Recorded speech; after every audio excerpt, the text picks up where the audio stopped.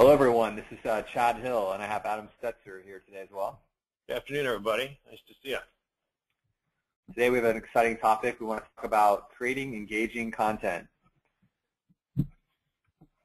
So I think, first of all, we wanted to define what content marketing is, and this has been something that's we've been talking about this month, which is very timely with all the changes that Google's making around some of the latest updates they've made. So in terms of content marketing, the big difference between traditional marketing and content marketing is that with content marketing, you're not really directly selling or pushing a brand.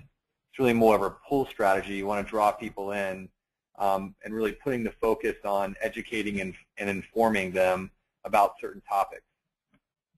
So again, there's no outright sales pitch. So for example, instead of saying, go buy our laundry detergent, you say, let me teach you about how to get grass stains out of your laundry and why hanging your laundry out to dry is better for the world. So there's an indirect sale because obviously if someone reads that article about teaching them how to get grass stains out of their laundry, it may be that you build some credibility with that person interested in that topic, and then when they're ready, when they realize that there's a way to get that done, that they're going to reach out and look for a product to help them do it, and you're right there one click away from that piece of content. Now, typically it's a little bit longer form, so it's not your 30-second commercial or your 30-second radio ad. This is a little bit longer form. It's more full. There's more facts, and it's more educational and useful. We're not trying to drill a jingle into your head so that you're walking around whistling a tune. This is more about factual information that an informed person can use to then move forward. So really, we want to talk about what is good content, because HubShout has been really all about content marketing since we started. I think that over time, content marketing has expanded. When we first started, it was really, most people refer to it as article marketing, but as things like infographics and widgets and other ways of getting your message out have come along, those have been grouped together under a more general category of content marketing. So what is good content? And I think that's kind of a hard question to answer, and I think it's one of those things where you say, you kind of know it when you see it. But for me, it's all about something that's useful, and that there's it's visually appealing, so that when you land on a piece of content, you are going to spend the time to actually read it. You want it to have an image or two in it. You want it to have reasonable paragraph breaks. If you see just a big blurb of text that's not been broken up, a lot of times that can turn me off at least. I want a font that I can understand and that I can read.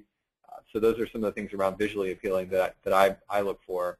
And then a lot of times I want to make sure that just in terms of meeting my objectives, that if I see a title of an article that says, how do you get grass stains out of your laundry, then I would want the article to be about that topic and to hopefully give me some facts that are going to help me understand how to do that. And then, of course, from an SEO's perspective, because at the end of the day, we have two audiences here. We have the true end audience, the user who's reading the content, but we also have the audience of the search engine. We also ideally want to see that the keywords are mentioned in the content and that there's a link back to my website. Speaking of the search engine, Chad, someone chimed in here in the chat window and said, how does Google know if content is useful?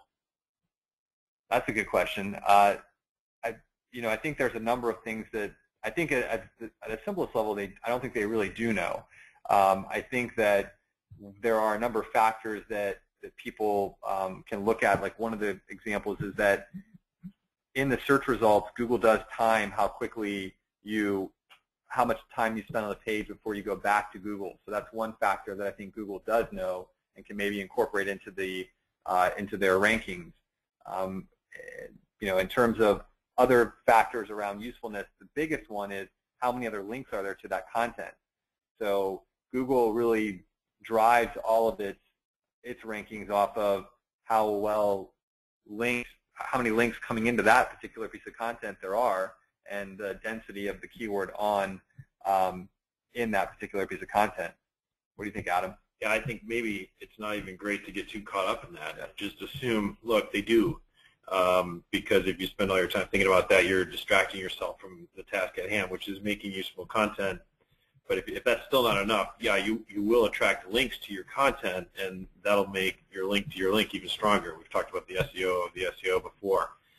But I think the short answer is they've got their signals. Don't think they don't. So strive for the best stuff you can. I wanted to go back over some of the features that we've added in over the years around enhancing and improving the quality of content.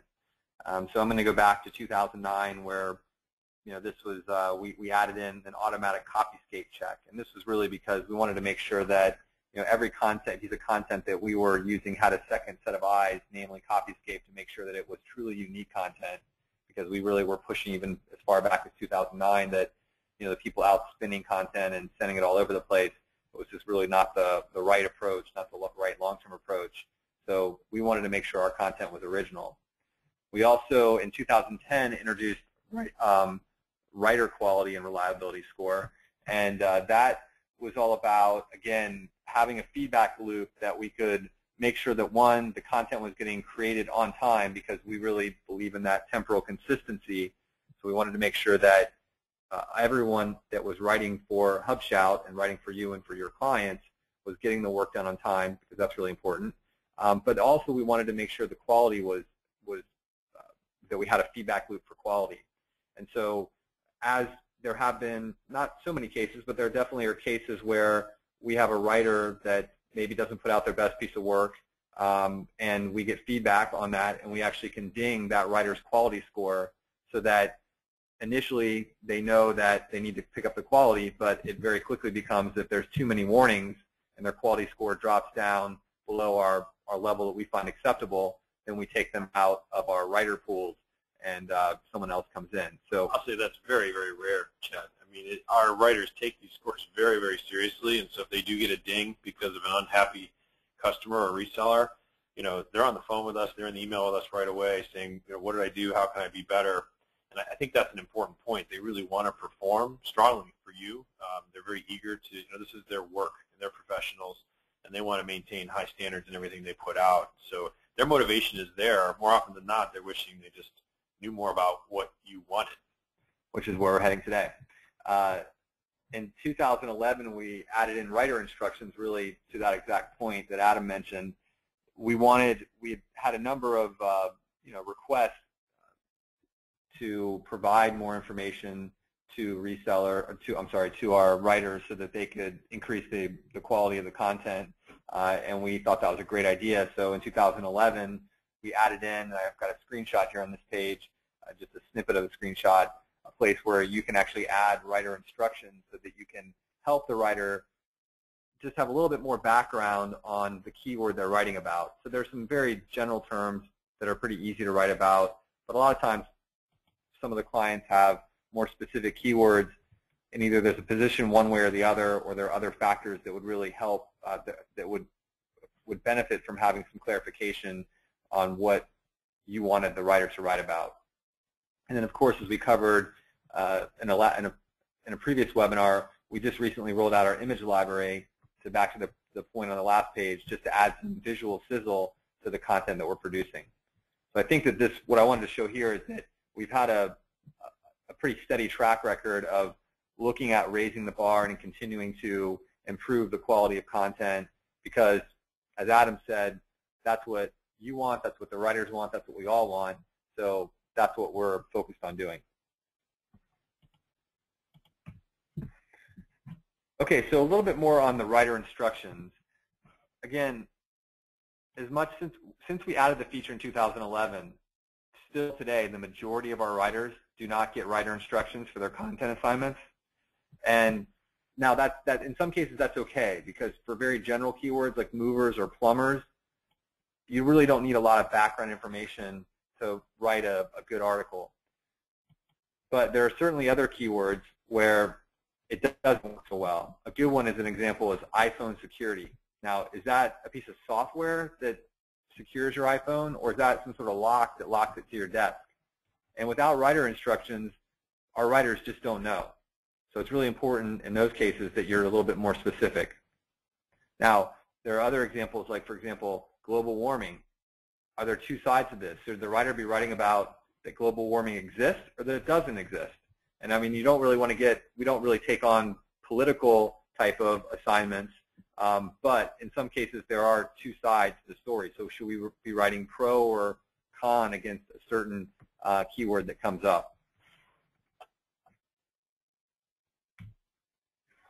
So what I did is I put together about 8 or 9 tips here that would really help all of our writers write better content for you and your clients. And I'm starting here with just a quick couple of bullets on what services are offered. What I did is I went through and I talked to a couple of writers and got some feedback on places that they've had confusion that we could hopefully as a team here address and make better for everyone. So let's take the term carpet cleaner. And now, is that a residential carpet cleaner, commercial? Do they just focus on warehouses? So giving a few bullets on the types of services within carpet cleaning that you're offering would be really helpful so that you don't end up, you're a commercial carpet cleaner with an article about it's really important that after a dinner party and someone spills wine that you get the carpet cleaner to come, because that's not going to help. I think also there are oftentimes things that should or should not be said. So I have an example here of microgreens. The particular client in question grows them and distributes them. So we don't really want an article about how to grow your own microgreens or that microgreens have nutritional value, because what the writer instructions in this case said is that they aren't easy to grow by yourself and they actually are for appearance only. There is no nutritional value. So getting those sorts of instructions into the writer instructions area obviously makes a big difference when you go in and review the content that's being created for your accounts with your clients. Geographic specificity is also another one. So, for example, the term lawyer Greensboro. Now, is that Greensboro, North Carolina, or South Carolina? So, giving some help on that would make sure that we didn't mention the rolling hills of Greensboro, South Carolina, or some other feature of North Carolina. Another one is Internet Marketing Santa Rosa.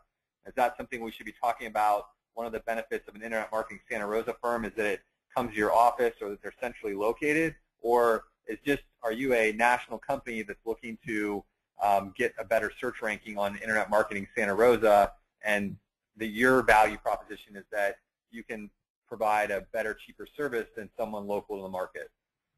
Yeah, these geo-specific terms are really a challenge, I think, in some cases. Another one is legal and regulatory issues. So lawyers come to mind because there are bar rules that differ almost in every state. So for example, Arizona lawyer, this particular client didn't want us to focus on the outcome of the case. So they can't say that we win lots of cases, or if you're looking for a lawyer that can win your claim, then you should consider this Arizona lawyer. In this particular case in Arizona, you need to talk more about things that go into why you need a lawyer, or maybe some tips and tricks on how to interview a lawyer or pick a lawyer that's right for you. I got a question or more a comment here, Chad, that came in through the chat window while you were covering these tips. I'm embarrassed to say I didn't even know about writer instructions. Shouldn't there be a form that we send to a client after the keyword research and have them complete? We could even put a value on it to encourage them to complete it. Maybe we could fill out your writer instructions for you for $50, or you could do it yourself. What do you think of that idea?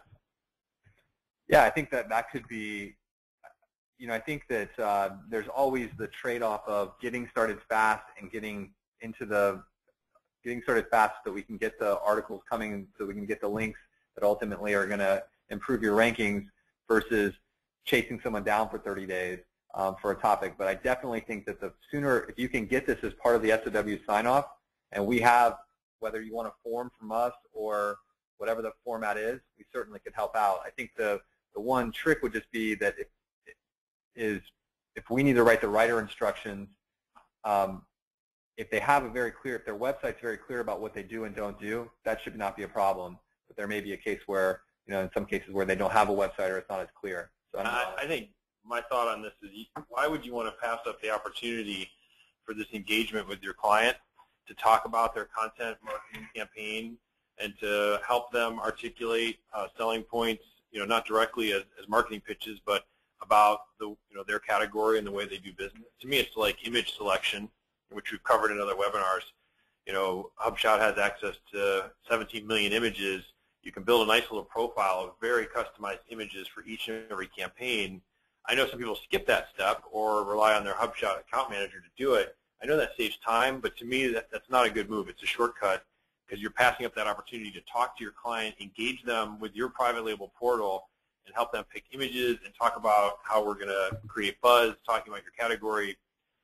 You got to nail them down and get that time, because if you get them to invest that time with you, they'll be that much more bought into the process. They put their input into it, and your retention will be better.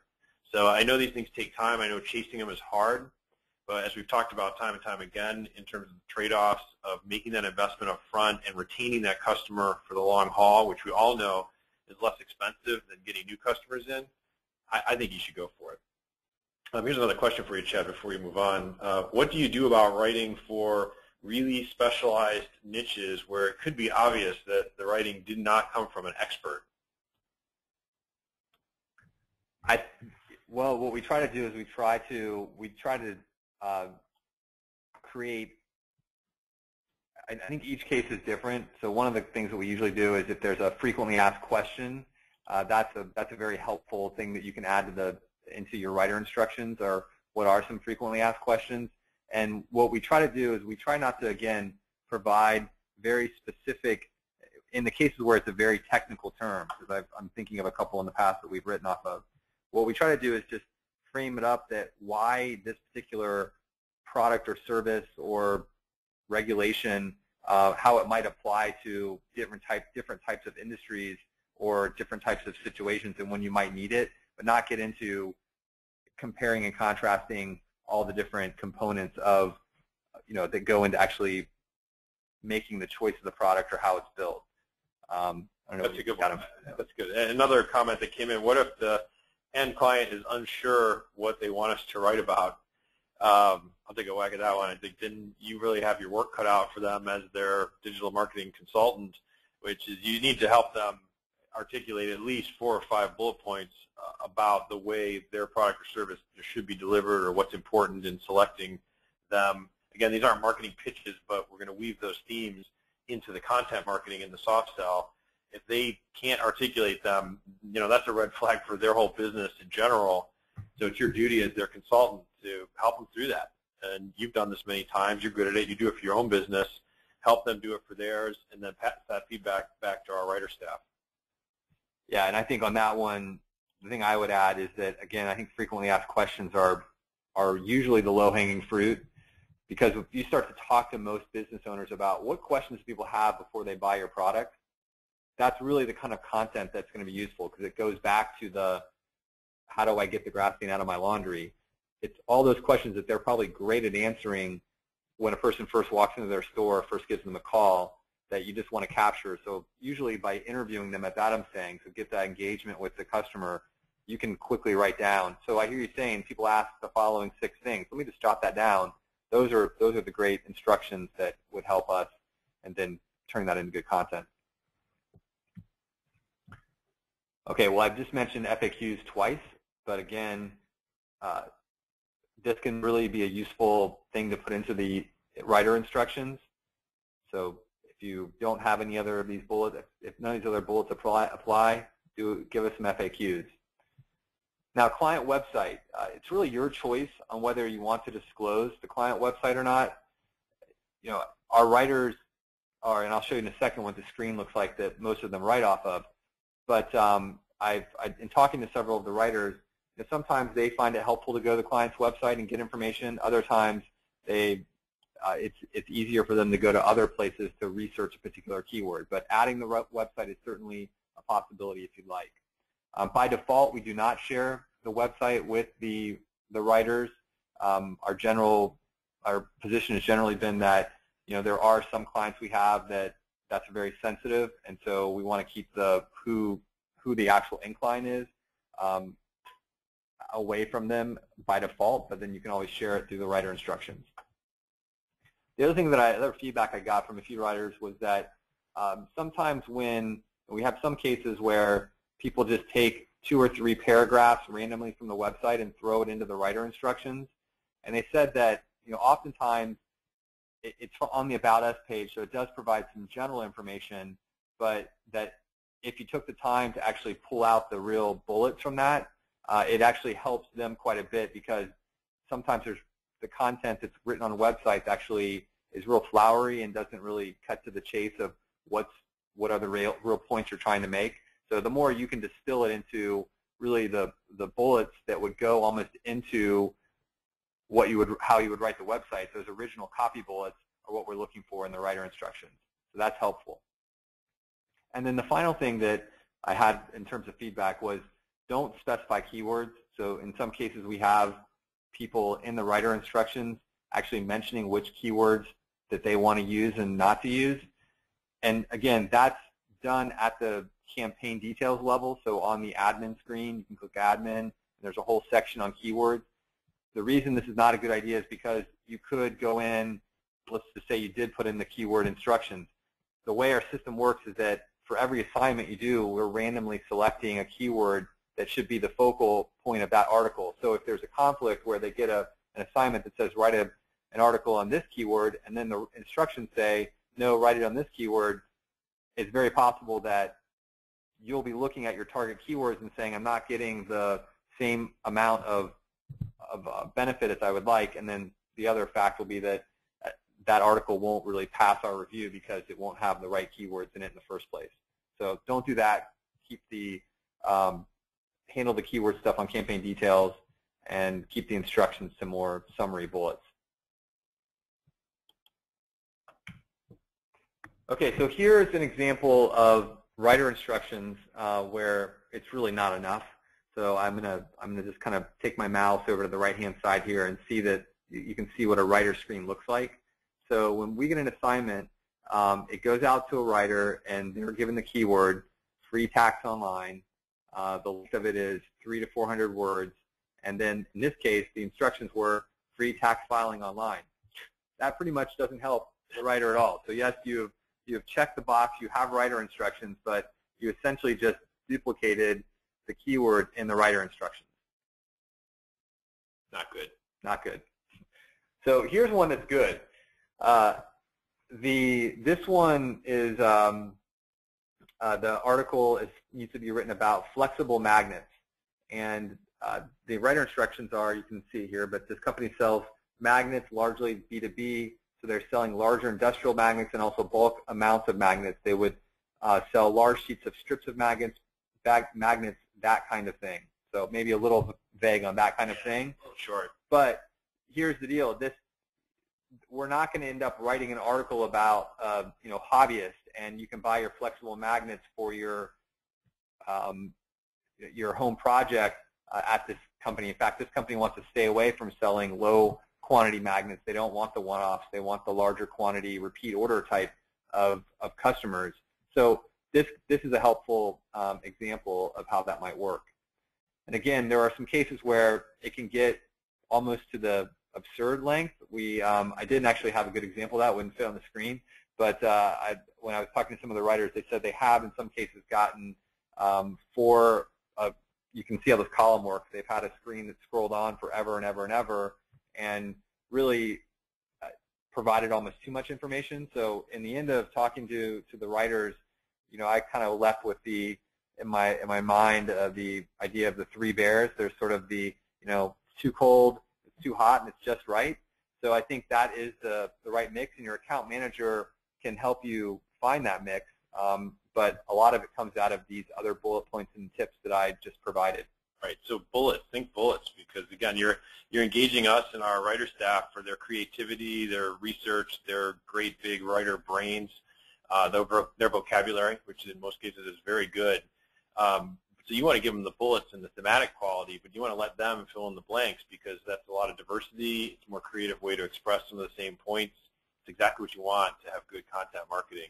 So you actually don't want to write too much for them. You just want to give them those key bullets so they know the points. And then they can fill in the rest. They're really good professionals at what they do.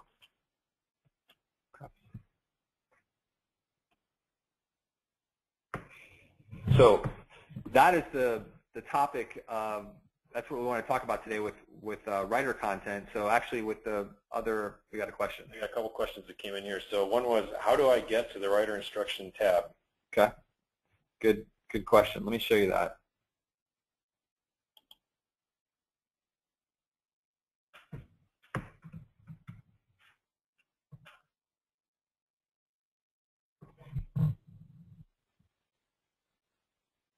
So inside your campaign, you go to admin, and then you click instructions. Okay, so it's on the campaign details screen. And then basically you can fill this in, and as Adam said, the paragraph will enter a paragraph return. So if you wanted to put some spaces in there, you can just throw a P before each paragraph return. And fill in the instructions here. You hit update campaign, and then as you saw on the slide that I showed a minute ago, the writer would then see these instructions to the right of their assignments as they're presented a new assignment to write an article. Another question that came in is, can I change instructions after a period of time? Yes, definitely. And there may be cases where you want to, as you change your keywords, you need to go back in and help and change the writer instructions a bit. So remember, I mentioned over here, if you click on keywords, you can actually see all of the target keywords. Remember, the ones that have a green check mark are the target keywords. You can also get those on the SEO tab.